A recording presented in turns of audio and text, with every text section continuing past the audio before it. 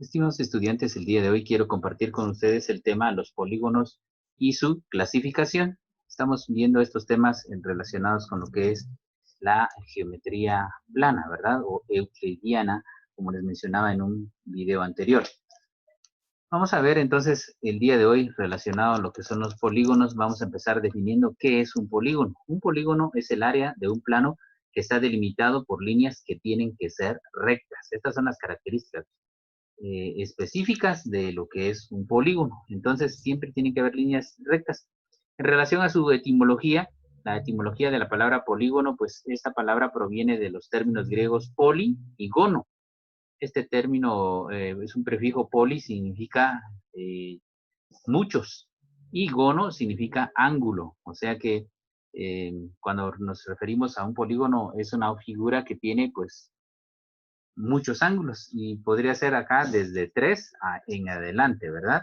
Entonces acá, por ejemplo, vemos en estas imágenes varias clases de polígonos, algunos con 3 lados, otros con 4, 5 y así.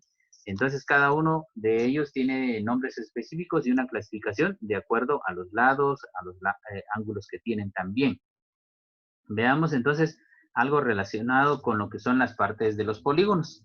En esta figura vemos que hay varias partes que posee un polígono. Empezamos con lo que es el vértice y acá tenemos también los lados. Vamos a ir en orden. Los lados, pues los lados son las partes que nosotros determinamos y que vemos que tiene un polígono. Entonces, eso determina su nombre.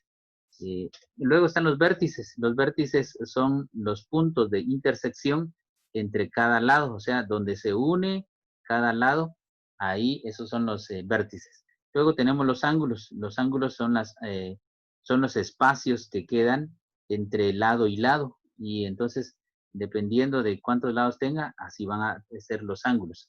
La diagonal es una línea que une un vértice con otro totalmente diferente, ¿verdad? Y en sentido opuesto. El centro es el punto de referencia que mantiene la misma distancia con cada uno de los lados del polígono.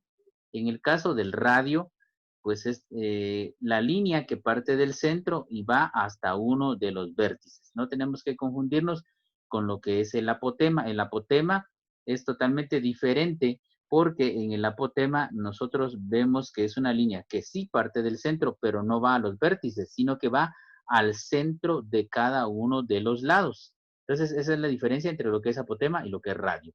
Y en relación a la base, pues es la parte inferior donde se apoya la figura. Entonces, esas son las partes de lo que son los polígonos.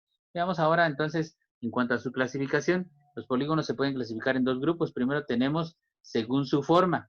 Ahí tenemos, por ejemplo, que hay polígonos convexos. Estos son aquellos que tienen ángulos interiores que miden menos de 180 grados. Entonces, esa es la característica de los convexos. En el caso de los polígonos concavos, uno o más de sus lados o de sus ángulos, perdón, interiores miden más de 180 grados. Entonces, por ejemplo, acá este sería el que mide más de los 180 grados.